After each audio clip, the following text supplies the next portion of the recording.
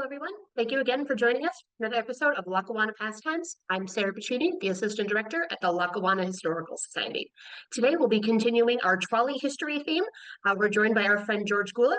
George is a longtime member of the Historical Society, a Scranton native who now lives in Pittsburgh, where he volunteers for the Pennsylvania Trolley Museum. George will be providing an overview of the Scranton Railway Company. So we'll let George take us back in time to see how Scranton became the electric city. Well, hi, folks, and I'm really glad to be back. And Sarah asked me to do this, I think, last November, and I just finished a whole bunch of Scranton railway shows for various railfan groups. So I did a new one for you guys, and there's a lot of. I'm just going to go through these fast, just to show you that I didn't make all this up. There was a lot of research to be done. Um, and we'll start here. And I want to thank the Lackawanna Historical Society. Over the years, I've bothered them a lot scanning pictures, and now I hope you'll find that it was worth me doing that. But here we are in downtown Scranton, and you've got these four boroughs. You've got Dunmore and Hyde Park, Providence and Scranton, all connected by lousy roads. And so we have, and don't forget, we're the Luzerne County, and we charter the People's Street Railway of Luzerne County in 1865. And that's going to open in 1867. There's another line that opens before that. And they're all horse cars, and they go a whopping 3 to 4 miles an hour. That's Pittsburgh traffic. And the horse car system grows. We get a bridge over the Lackawanna River to West Side. That opens in 1867.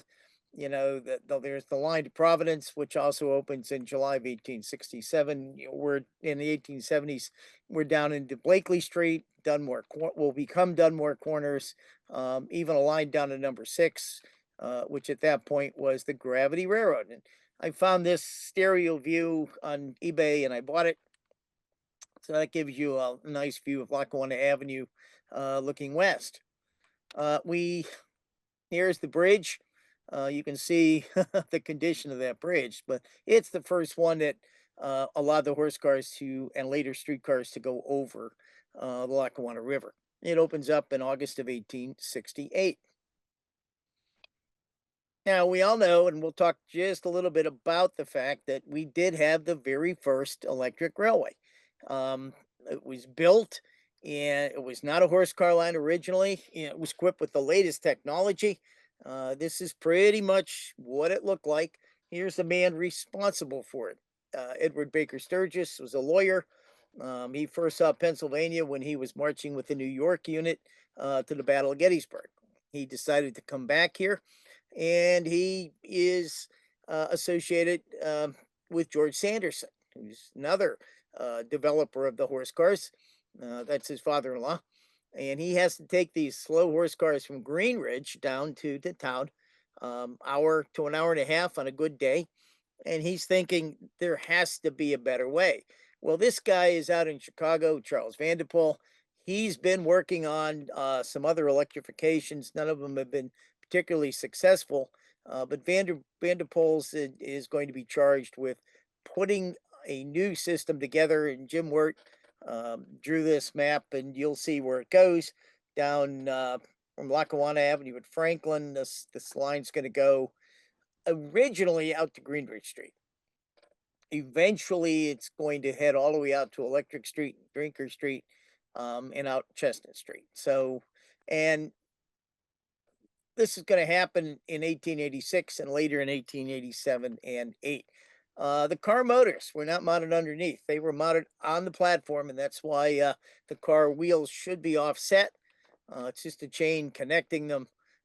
That's how they powered them. Here's the brand new cars, which wind up coming to Scranton the day before the trial, coming from Pullman, $1,800 each. They're rather opulent, a massive 16-foot long car.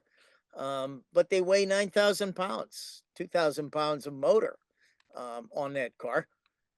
Opulent on the inside for the time. Oil lamps. They have some electric lights.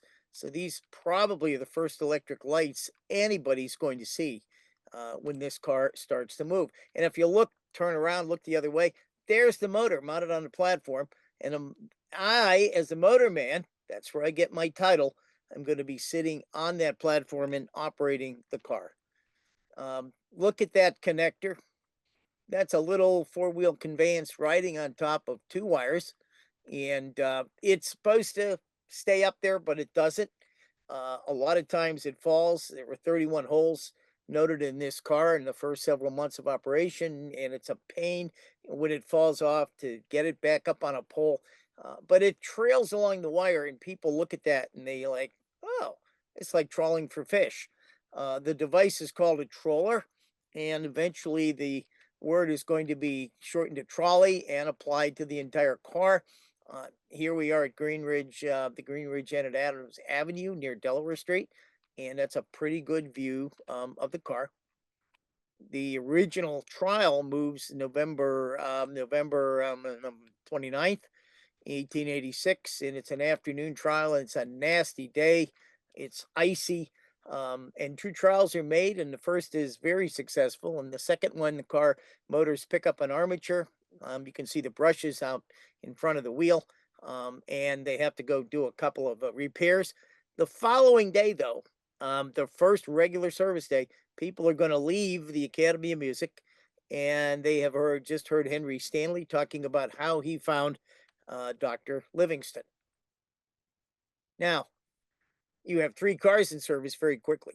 You within 3 months, it's successful enough to get another car in there. Here's some of the extensions. Um, Sturgis lived on a certain block of Washington Avenue. I found his house, and you'll notice the trolley going around and away from that part. So he didn't want the streetcars on his street. Well, like everywhere else in the country, it's now an electric railway craze. It begins, you have a second line starting almost immediately, not starting, but being chartered. That's the Nail Crosstown line, which is going to use suburban trackage to Mulberry Street and then head up to the park. People want to get a line down on Cedar and Pittston, and this all goes on. So, this little thing, you guys can go back and look at this, but here's our two railways on the right chartered. They merge in 1866. You have the electric line, the Scranton Suburban Railway, and the Nail Crosstown line. The Suburban Railway is going to merge with the Crosstown line. And by the time you get to about 1895, look at all the systems on the left that have been incorporated. What'll happen in October of 1892 is a group of Philadelphia people are going to grab all these lines and they're going to put them in a company called the Scranton Traction Company.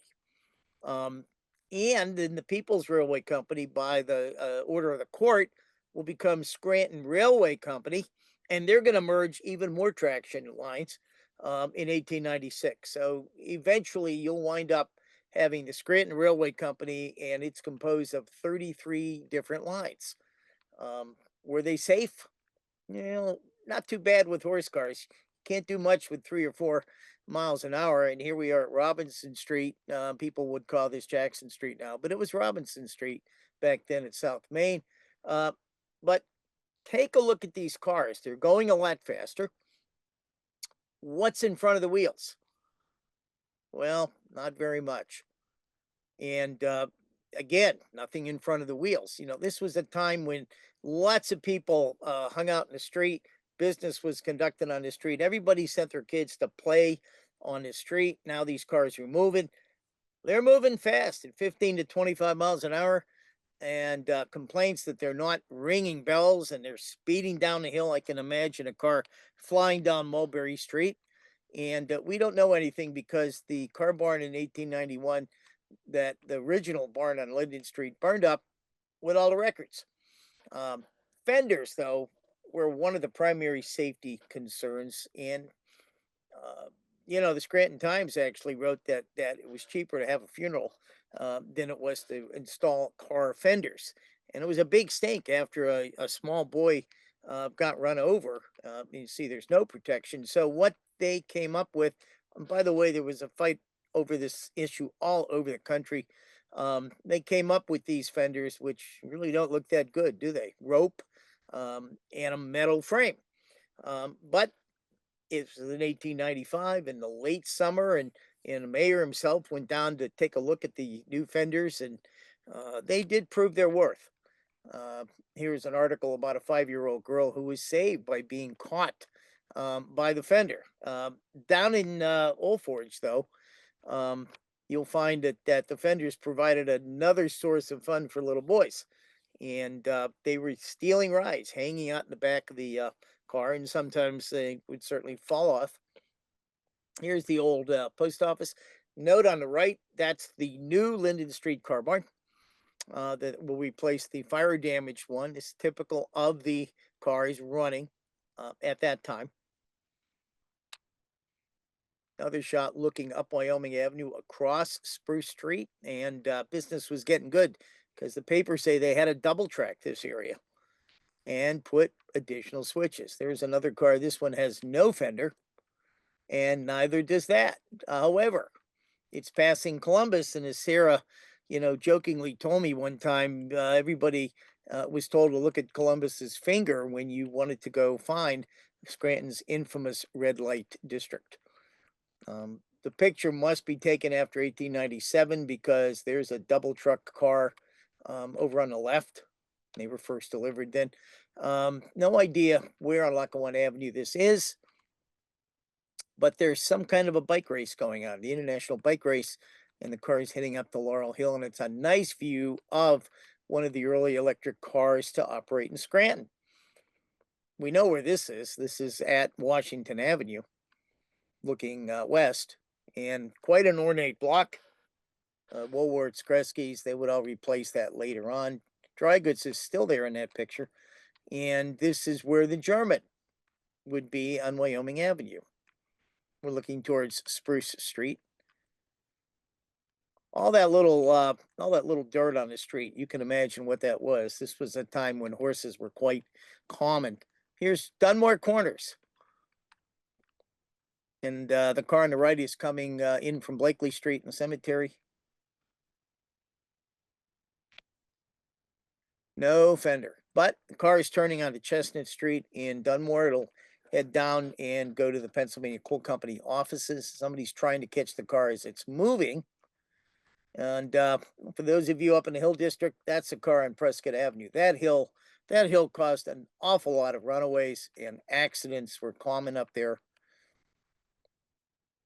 We're looking at a school. There's a new school there today. The church over on the left is about a block and a half from Ash Street, which was the end of the line. And here's a really good shot of two of these guys passing.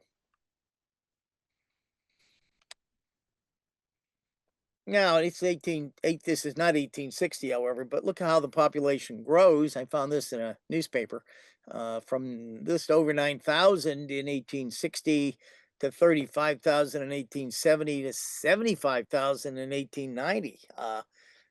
They estimated Scranton's 1894 population to be over 100,000. That's Franklin Avenue. That's where the original trolley line started, Lackawanna and Franklin. You would not recognize this today, but this is the only piece of private right-of-way within the city area.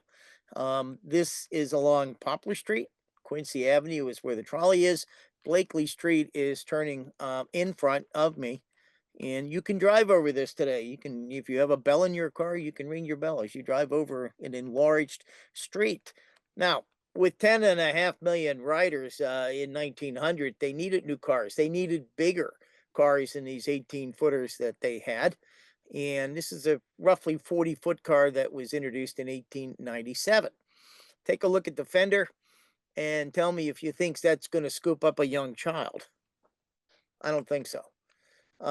They would buy about 43 or 4 more of these cars, this type of cars, from a variety of builders between 1900 and 1906.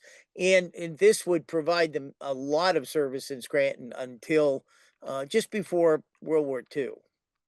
This is in front of the car house. There's the athletic field behind it. Olive Street now, which was Carbon Street at the time, is behind me. Okay. Now, local control. No, we don't get it. Here's American Railways.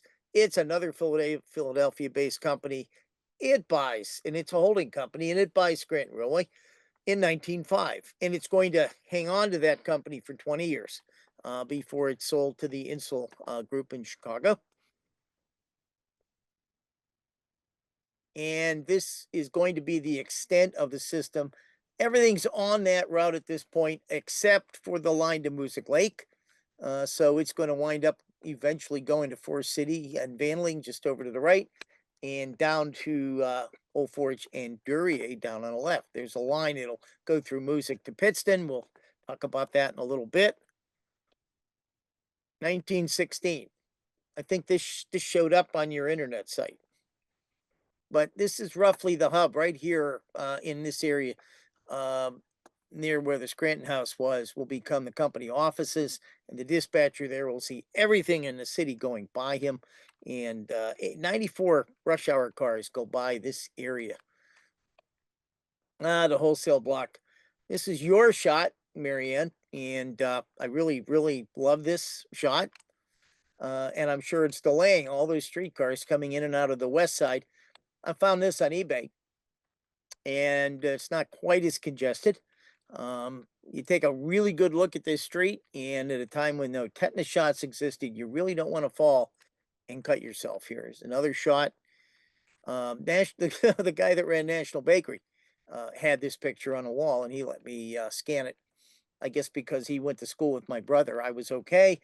And we're sitting right next to the crossing, which still exists on Lackawanna Avenue. We're looking west on this shot. The building on the left was the building you saw on the left in the other shot. There's the D&H station over on the right. Little four-wheel cars here. Guys going to south side, you can tell because before destination signs, they had metal plates that were various colors. And they had the initials of where you were going, but the various colors would help many of the non-English speaking immigrants find their car. They always knew, get the green car, get the red car, even if they could not read Southside. There's this postcard I found recently, Samters. Northern Electric would come in to town, and on Wyoming Avenue, Scranton Railway had two tracks. They allowed Northern Electric to use one because they hardly used it. There's St. Luke's, I think, over on the right. There's a streetcar of the railway company going in the back at Linden Street. And of course, we all know where that was, the cathedral. And the color on these cars were pretty accurate. Back in the days, it was not blue or white, it was red or green and cream. Excuse me. There's the German that was built about 1896, and there's a car. A good example of one of the earlier cars. They would complain about those cars in Old Forge as newer ones came out because Old Forge never seemed to get the new cars. If you read this report from the Times Tribune, they really were lauding the company for replacing the track with better rail and better ties.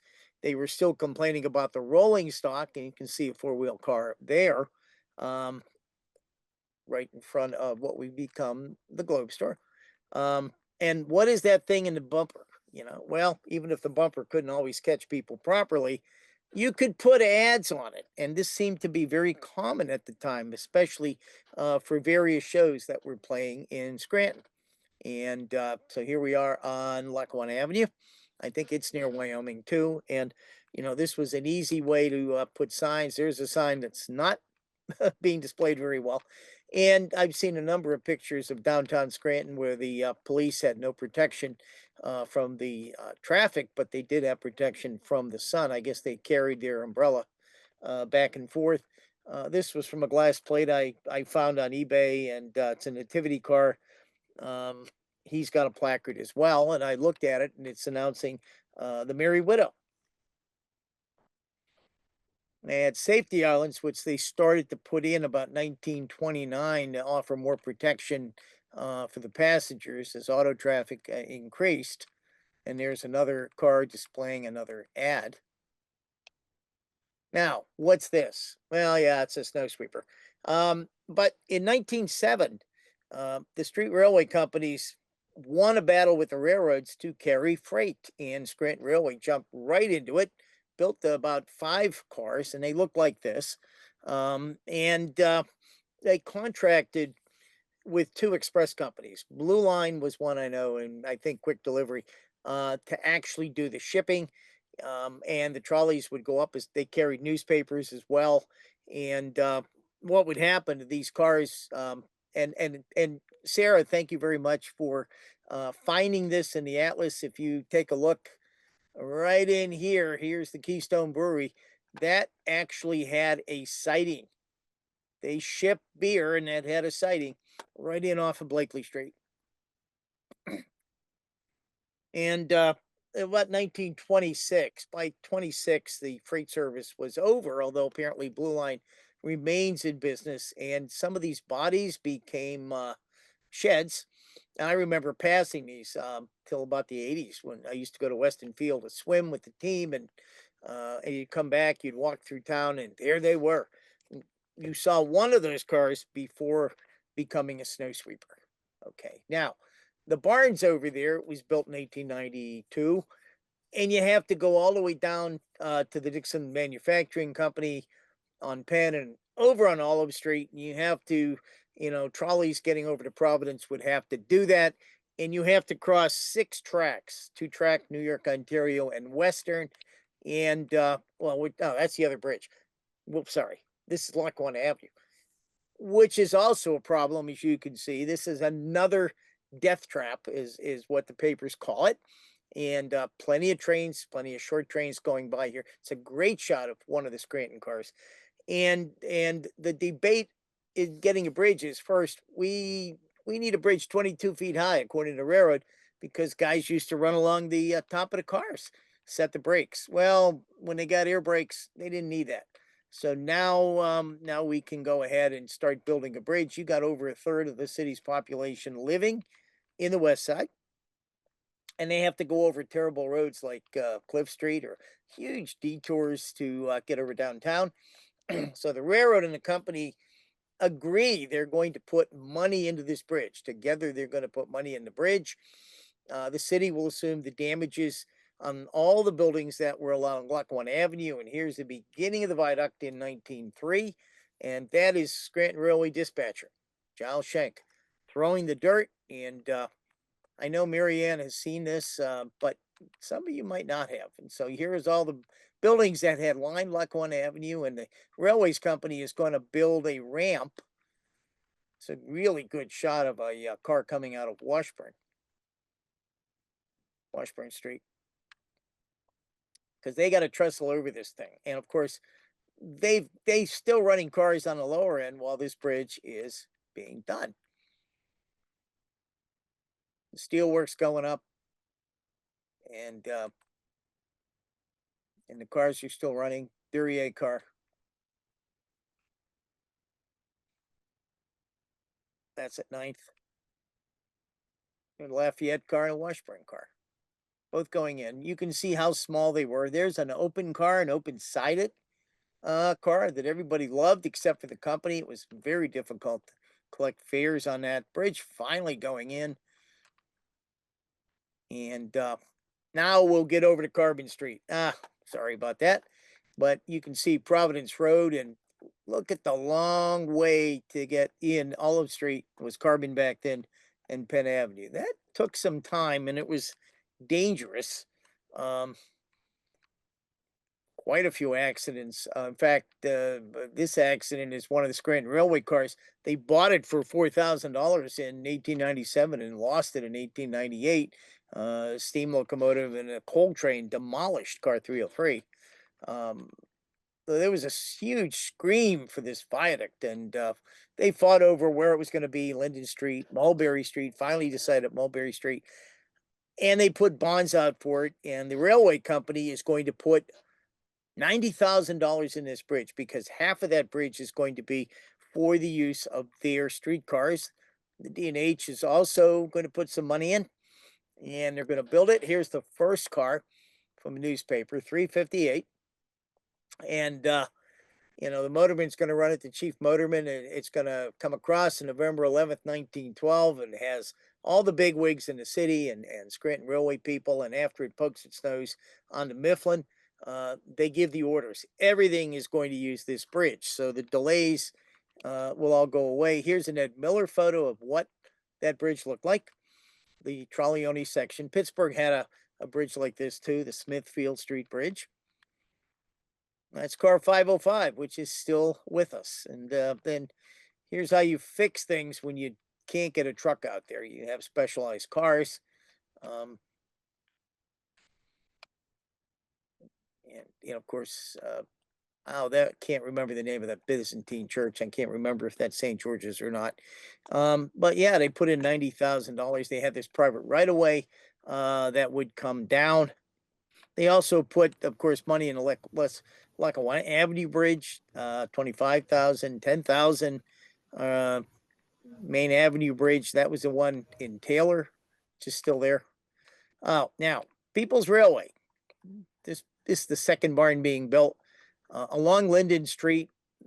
They built that stable in 1874, and it burned. Huge fire in 1891. It even damaged the Scranton Republic buildings behind it. So they built this new one, 2 floors. They had everything in there, stables, bedrooms for the operators, car storage areas. There's a disastrous fire, scorched the rear of St. Luke's as well. All the records, including all the records of the original streetcar operation in Scranton, were destroyed in that fire. So there's nothing available unless the state has something. Here's a picture of that 3-track barn, and the outside of that barn was somewhat ornate. Wouldn't be very practical as the number of cars increased, but it did have a shop. Here's the, it's an electric barn. It would become an electric barn. And we have a variety of the old type of equipment here. There was a transfer table, I believe, and it would back and forth from side to side to move cars along the different tracks. And of course, there's a shop area, not a very adequate shop. So they knew that, and they built the new one over here at Olive Street and Providence Road. And this went up in 1892. I remember seeing these red brick buildings. They could put 60 cars in here, but that was the little 4-wheel cars. And they had a powerhouse as well to produce DC power, and it was dirt floored. And they also had the transfer table inside, and they found out pretty soon it wasn't big enough, particularly after we're getting larger, longer cars. So they wound up building another one.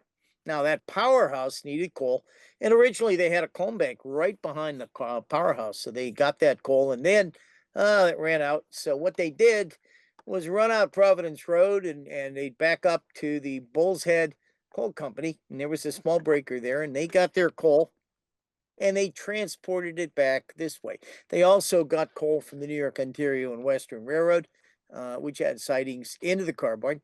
And in 1901, they found out, well, we need something bigger, and we need a better shop. So they built this. The city would wind up using these buildings until they were demolished, I believe, somewhere in the mid to late 80s.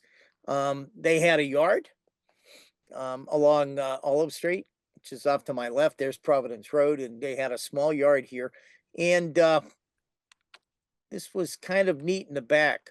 The railroad, the O&W, would push cars with flat cars with car bodies or entire streetcars up under this device, and it would lift the car off the flat car, which would then be taken out. It would put it back on the tracks, and usually this work car would haul it out. They needed more space. They wanted a bigger barn. They actually had plans for something that costed almost $300,000. That was the big dump area. Coal company owned across Providence Road from the barn, and temporarily and permanently, as it turned out, they built this open yard to store all of the big cars. And there's a shot taken from Mifflin Street, looking at the tracks fanning out. And there's the athletic field. Nice shot of the Mulberry Street Bridge. And there's the track diagram for anybody that's really interested in that. And you might take a look at right up here in the upper left, you're going to see the Diamond Branch, the Delaware, Lackawanna, and Western heading over to the mine. And there is a track connecting with the D&W. So flat cars actually could be picked up and with cars and hauled down to the barn. There's a nice Ed Miller view, and he took a shot of everything. There's both yards on left and right, the Mulberry Street Bridge in the center, the sanding tower, and the building that housed the dispatcher's offices and cruise room. And there's a shot of that connection, and you could see right behind the crossing, Scranton Railway connection. And if you really look hard behind that pile of wood, that's a work car I never knew about, 1052. There's no evidence of what it was, but it's out there pulling a boxcar. They had a barn in Mayfield because the Carbondale traction was a separate system that built the line into Carbondale. And believe it or not, this thing remained active for the Carbondale cars until 1931. And they had lines going, as I said, all the way up to Forest City, down into Old Forge and Duryea on the west side of Lackawanna. On the east side, they went all the way down to Pittston through DuPont and Moosic and Avoca. They had the line to Moosic Lake, which we'll talk about, and a shorter line to Throop and Oliphant. Now, Carbondale had their own system, and they built the Carbondale Railway Company in 1887, and they ran these small cars for a few months, and it failed. It was not 4 foot 8.5 inches track gauge. It was the wider gauge you'd find in Philly or Pittsburgh, 5 foot 2.5 inches. They opened it up in 1888, and it closed very quickly. And the Carbondale and German showed up, another line, and they had more ambitious plans. They were going to go from Simpson through Carbondale all the way down to Archbald. This is 1888, Main Street near the City Hall in Carbondale. eBay is wonderful. This showed up. There were a multitude of companies up here trying to get to Forest City, all part of this Carbondale traction, which was starting to form up. And the Lackawanna Rapid Transit, you see that on the front of the car, that was involved because one company would lease another and lease another. And Marianne said I shouldn't give you a headache, so we're not going to go into all these really interesting financials. But you can see where it went. Now the Scranton line is going to build up as far as Peckville, and the Carbondale line is going to come through Archbald, and in Peckville, both systems are going to meet. Now, first you had to get off one car and get onto another. Eventually, the Scranton system is going to buy the Carbondale system, and they have to change the gauge. So, as they work north, changing the gauge, the cars will go farther north, and people will have a shorter ride until they have to transfer. It's 23.5 miles long. It goes through all the Mid-Valley towns, some private right-of-way. It takes 2 hours and 25 minutes to get to Forest City for 30 cents. About every half hour. This postcard also showed up, and it gives you an idea of, this is Dixon City, but all the towns were the same, a few blocks of houses on either side of the main street with a business district. And I got this out of a book with permission from the O&W group, which I belong to. Take a look. This is around the Johnson Breaker. So right around Blakely. And gives you a good idea of the car. You can see the C plate giving the destination for it. And while the trolley right away was fairly substantial, as you'll notice, the road going all the way to Forest City, that's the main road, was not. Main Street today, pretty crappy. I'm sure there was some erosion there, and the trolley tracks would fall in. This is the O&W line that we're looking at, looking north. Marianne, where did you live? This is Archbald. She told me Barrett's Hub is The other side of the river. the other side of the river. Oh, Yeah. okay. All right. The other side of the river. Yeah. But she told me that's Barrett's Pub, and a lot of these buildings aren't there anymore. O&W Railroad had a huge marshaling yard for coal cars up in Mayfield. The railway company crossed at both ends of the yard. This must have been a real maintenance headache, and it must have been dangerous here. but take a look at that 4-track crossing. I don't see signs of a watchman there unless that's the little watchman's shanty. Carbondale, you'll run down Main Street at Carbondale near the City Hall. Wiggle through up to Simpson. People ask me at the Trolley Museum if cars go off the track. Yeah, they do. Gives you a good idea, the close up of the equipment that was being used up there, though. And you finally got to Forest City. Now, I am still trying to find a newspaper ad that says the cars are in Forest City. I found one that said, hey, we're putting the poles up that'll support the wire in March of 1894. There's another shot that says, yeah, we're running by August of 1895 because 2 cars have a head-on on an unsignaled line. Because beyond Simpson, you ran the side of the highway all the way up to Vanley and Richmonddale, and there were no signals.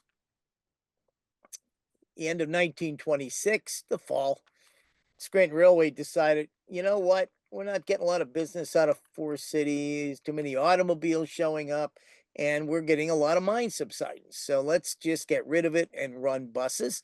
Let's go all the way down to Wilson Creek, which is really the top end of Simpson, where the creek goes under the highway. And believe it or not, they already had buses running under a temporary permit when they went to the PUC. Our present PUC would have been the Public Service Commission then in October of 1926. So the last car running north of Blakely now that left Wilson's Creek, and that's was 1931.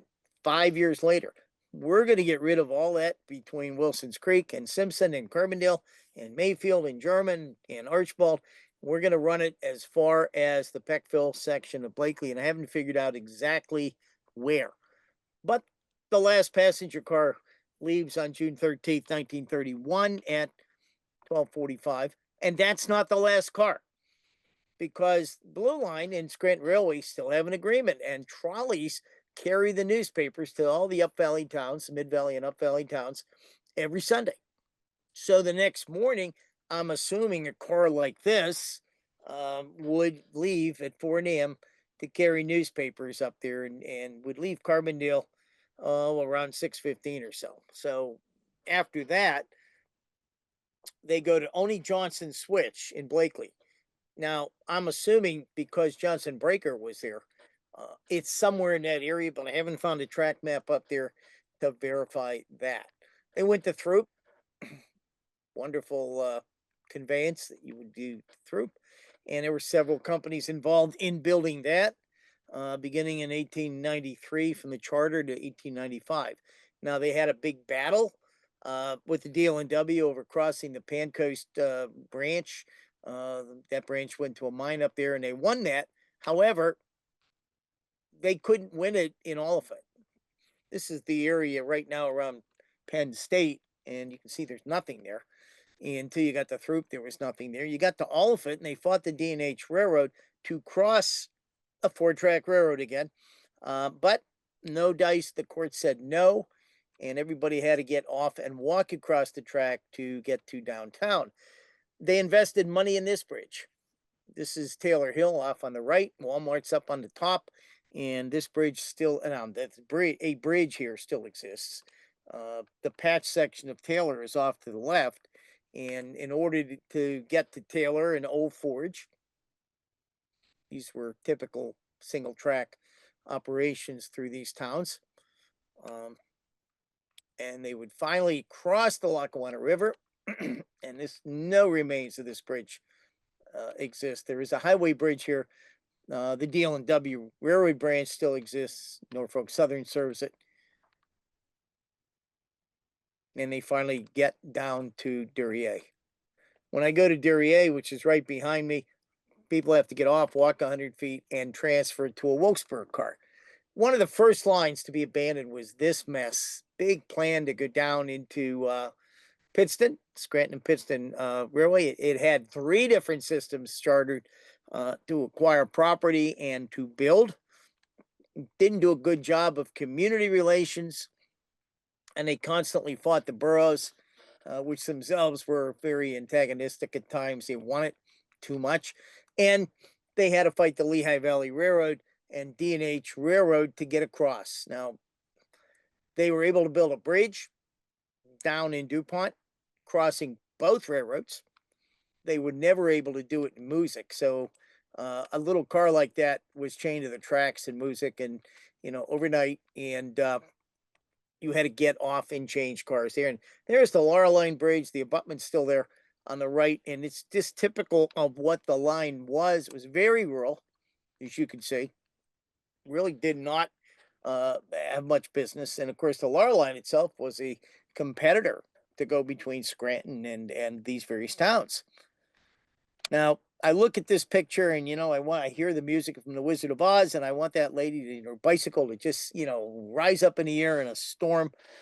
It's just another great rural scene. You see how the track was, you see the condition of roads at that period of time. And you finally got into Pittston, you came down that hill, Broad Street, and stopped. Main Street's right behind me, and I have to, transfer my passengers. And when I leave, because it's DC power and I don't have very, very good power down there, a lot of times people had to get off the car and walk up that hill. Get on the car, go a few blocks, walk up the hill. First line to be abandoned in March of 1924. 6 miles go away, and they terminated in at Corey Avenue in Lackawanna Township. Remember we talked about Naog? Well, take a look at the map on the right in particular. I mean, I love the way the track kind of wanders around and goes over the unbuilt blocks where it would eventually run. But the trolley originally went right into Naog Park near Naog Grove and very close to the falls. And the line opened in 1888, and people would go directly to the falls. Now, they had a lot of problems because cars would have to get to the end of the line, and they'd have to effect the car change, and that was flopping the seats over and changing the poles and doing a whole bunch of stuff. So they couldn't get as much traffic in there, and they decided, let's build a loop. There's Arthur Avenue. They built Mulberry Street in 1893 and 4. They expended money, and then in 1899 they built off Arthur Avenue. They got the land, which is undeveloped, from Lackawanna Iron and Coal Company. And at that point, when they started to build this track, almost had the connection made at Olive Street, the city said, wait a minute, you don't have permission for this. And there was a big argument which went to court. And the court said, look, these guys have built the line. They spent the money. You're going to let them do it. So that became the line until 1893. And cars like this would go up to Naog. And bigger ones were bought. This series of 10 cars showed up around 1906 or so. And notice it has a fender, of course. And it also advertises Luna Park. Cars never went down into Luna Park. However, you had to get off at Mulberry Street and Arthur Avenue and walk down a hill. It was unlit for quite a while, rocks strewn all over, to cross Roaring Brook and get into the park. And the park itself only lasted about 10 years. Moosic Lake was far more successful. It was very high up in the mountains, over 2,000 feet. Wonderful, cool place, actually. 2 lakes that were known as Cobb's and Mud Pond, and there were 2 brothers in the construction business, the Burks, who purchased about 6,000 acres up here and the lakes, and they decided we could build a successful resort. They built a railroad up through here, and it's basically along, I think, Route 435. The interstate has taken a bunch of that right away. Very heavy grades up there, and they opened up their railroad, which was narrow gauge, in 1903. The service was very sporadic. It was very impractical. I mean, how do you turn an engine around without a turntable? They had bought 8 cars. The first year they were using, I think, flat cars with benches. The second year they had 8 cars, and the engines weren't strong enough. And by about 1909, the Burks had been talking about it. And I think one of the Burks was on the board of Scranton Railway. They talked about an agreement with the trolley company to electrify the line. They invested quite a bit of money into it, and that allowed for track relocation, overhead wiring and all the things you need for new line. I know there was a trestle up there. I found the remains up there one time, and they opened the line in May 15th, 1911. The railway was very busy. They were double tracking a lot of their lines, heading up to Dunmore so that they could run more cars. Now, they use DC power. Anybody knows about DC is the farther you get away from the power source, the weaker the power becomes. So they bought these two cars. They were transformer cars, the substations essentially. They boosted the power and they situated them along the line. And Ed Miller found them at Wilkesboro, where they were probably being used for the Harvey's Lake line, and he photographed them in '39. Here's the first car up there, and it's loaded with operators. Anybody was able to ride, but the first week going to Moosic Lake was mostly to train the operators. It's May 15th, 1911.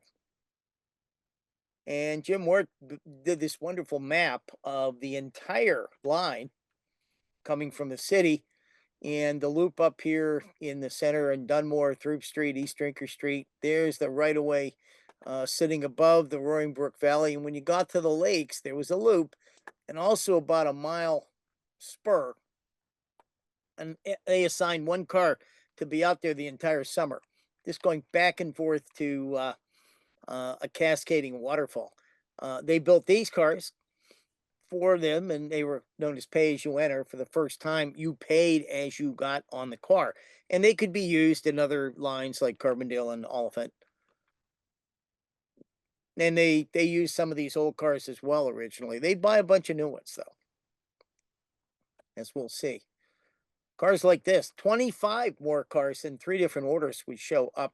And they look roughly like this. The Loreline Station is behind me, and that track is still there. And the sand house, I think, is there storing cars. That's the old shop, which is now part of an ammunition plant out there. They called it the Gateway to the Clouds. I found this in the paper by accident. I knew it existed. And that's why they called it the Gateway to the Clouds. I mean, this is looking from the trolley line down into the Roaring Brook Valley, and you have the Erie Railroad over on the right, and there's the D&W, and there's another branch, the D&W, the Winton branch, heading in there. So you kept climbing up here. This is a D&W photo. Look that right almost to the top of the hill, and you can see the poles, and you can see the trolley line out there. Came from 1/4 of a Horgan card. A lot of scenery, which was touted. There were palisade rock formations up there that they told people that can like, and this is what it looks like today. 1920s show up, automobiles. I mean, let's face it, what happens after the war? Wartime expenses went up, and people bought their cars because all the governments were now building roads. The electric starter showed up, making it safer to start a car, and you could buy a car on credit. So a lot of people were doing that. And I walked up there one day in the early 80s, and it's kind of wild. That's what's left of the trestle. See, as I said, this is looking west on Lackawanna Avenue, about 1931. Look at all the automobiles here, and the streetcars are trying to fight all that traffic. They're trying to get their share of the traffic. I'm sure at this point, coal miners were buying cars. And don't forget, coal miners were a good part of their business. And so how are we going to fight that? Well, all cars were 2-man cars. You had a conductor, you had a motorman. And when the Scranton Railway's bought by yet another company, the American Electric Power Company, and that's just one of a series of holding companies, a pyramid run by Sam Insel from Chicago. And 23 is a big year. They have 25 lines, 100 cars running over them, just over 92 miles of their own line, plus the 10 miles that they leased from the Burkes to Moosic Lake. This sure looks like the D&W Railroad Station, and it looks like a car sitting right there on that little elevated area where people park. The earliest 1924, the company said, you know what? Let's cut the crews in half. Let's make it a one-man crew instead of two. Instead of a conductor who called stops and took fares and dealt with the passengers' issues, the motorman just got a chance to run. No, we're going to do that. 1924. By late 25, they wind up doing that. The Greenridge Peoples is the first line, late November, to become one man. Just a week later, you have the Suburban, the Greenridge Suburban, the Dunmore Suburban, Providence, all through 26 and 27. They're one manning it. And now by I'm trying to think of the end of 27 or so, Throop, Oliphant, Old Forge, and Carbondale are the only lines to have two, and they get replaced in 28. Now, you've got a lot of argument on the Carbondale cars. The operators aren't too happy. There's a lot of dissension. Will eventually get more money if you're running a one-man car, but they're concerned about the crossings. Now, that's a typical crossing that Scranton Railway did. This is Throop and the Pancoast branch. Carbondale had a lot of these stuff, and the railway company, the railway motormen, really wanted to have more safety. They wanted the railway company to watch all the crossings. That means posting employees. They didn't do that. Eventually, Carbondale would go one man. The company bought in 1925 and 6. They bought about, I think there was 22 of these. They also and by that time the ownership's changing again. National Public Service Corporation buys it. It's another holding company. There's the whiskers that were put on in order to make the car look wider, and I think that's Central High School up there. In addition to the new cars, they got some cars that were already one-man cars, and companies that were abandoning service from Millville, New Jersey, 10 from Huntington. This is one of the Huntington, West Virginia cars on Cedar Avenue on the Nativity line. I found this. I couldn't believe nobody else bought that. A match cover. Scranton Railway did a lot of advertising in their newspapers. They did this. And they, of course, made reference to the fact that we did have the original streetcar system. 23, though, last year for an all streetcar system.